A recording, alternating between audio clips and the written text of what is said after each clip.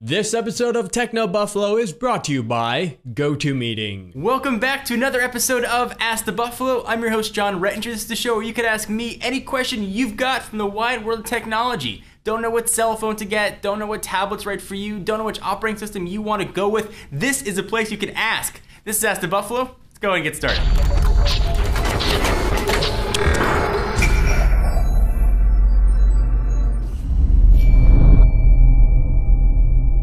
So the big news last week was the ousting of Scott Forstall from Apple. That's what our first user, Ibrahim Algami, wants to ask. Hey John, do you think it's a good idea that Scott Forstall is leaving, or do you think he should stay? Well, I don't think he had much of a choice in the matter. For those of you guys that don't know, Scott Forstall was the genius behind iOS. There's a term in business called the innovator's dilemma. Essentially, it's someone who innovates and creates a revolutionary product or idea, suddenly sometimes falls by the wayside as competition catches up.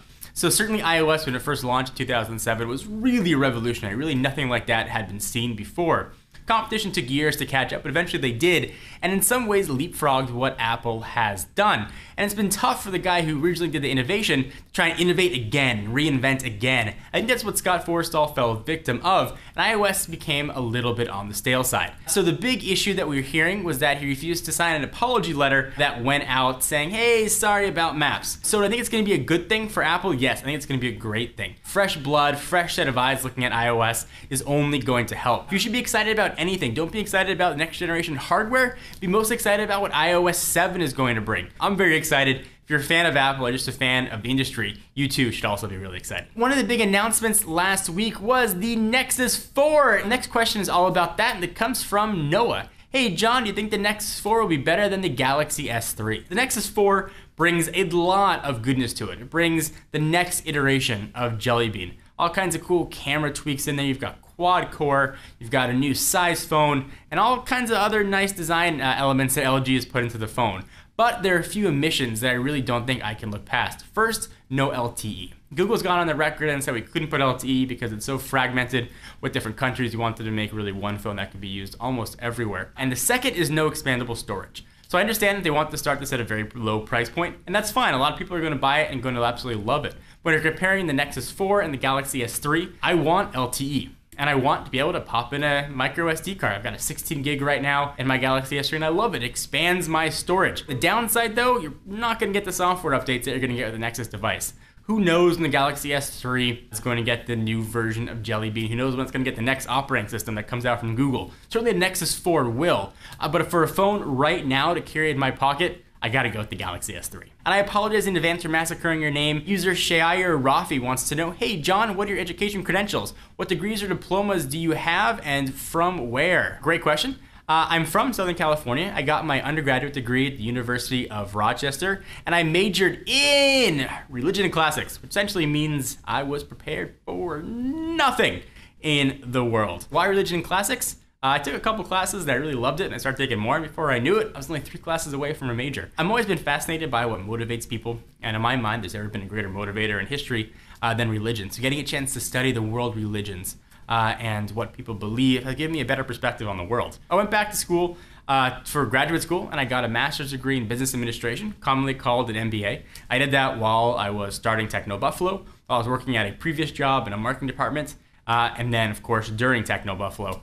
It took 3 years. I did it at night, and I got it from the University of California at Irvine. And it was great. It was a wonderful experience. It's actually where I met our managing editor, Roy Choi, graduated with me. I was a friend and now a colleague. So if you guys are wondering what class you should take to be a consumer electronics journalist or any kind of journalist at all, it doesn't really matter what your major is, but take something that does a lot of writing. Really writing intensive is going to give you the best experience for the world of technology, or just the fast-paced world of blogging. So hopefully that helped answer your question. That is awesome stuff, JR, but I'm gonna take some time to thank our wonderful friends at GoToMeeting. When meeting in person, we express so much of ourselves through a nod of agreement or a raise of an eyebrow. These simple gestures help us communicate so much more effectively and help us get things done. But if your team is like Techno Buffalo and spread out in different locations, building that connection can be difficult. That is why I recommend GoToMeeting with HD Faces. You can meet face-to-face with colleagues and clients no matter matter where you are. GoToMeeting takes simple online meetings a big step forward with the highest quality HD video conferencing. Build trust, stay focused, and turn your business ideas into actions. With one click, you can share your screen to work with others on the same document. It's easy to launch or join a meeting from anywhere using your computer, phone, or tablet. And now you can even present from your iPad. Using services like GoToMeeting is important for us at TechnoBuffalo because it helps us collaborate and share ideas, and we can hang out and chat and whatnot. Try GoToMeeting free for 30 days. Don't wait. For this special offer, visit GoToMeeting.com, click the Try It Free button, and use the promo code TECHNO. Again, be sure to use the promo code TECHNO.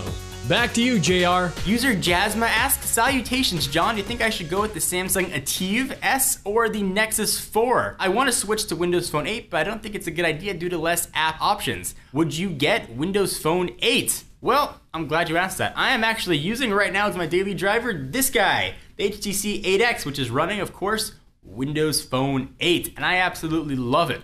Now, on the app side, there's some questions with the apps. The main apps that I use, the big four as far as I'm concerned, Twitter, Facebook, LinkedIn, and Foursquare, all here. Some smaller apps though that might be important, some things that I've been missing, for example, Dropbox or SugarSync, two apps that I use quite a bit, aren't there yet, or there really aren't third-party options that are up to snuff. The app selection is growing at Windows Phone 8, and I think that as more people use it, it's going to get even better. But as far as deciding between the Nexus or the Windows Phone 8, you're getting two great devices. For me, testing so many phones, I like that Windows Phone 8 is different. It's something new. I haven't seen many Windows phones out recently. You don't see them come out as quickly as Android devices, so it's fun to try something new. If I had to pick one to use on a daily basis, I'd say go check out the apps for Windows Phone 8. If your apps are there, use Windows Phone 8. You will absolutely love it and adore it. If the apps that you want aren't there, certainly a Nexus is going to be a great way to go for you as well. So hopefully that helps answer your question. Thank you guys for watching another episode of Ask the Buffalo. I'm your host, John Rettinger. Be sure to check us out every week with a brand new Ask the Buffalo. And of course, check us out at technobuffalo.com for the latest and greatest tech news. I'm John Rettinger. I'll see you next video.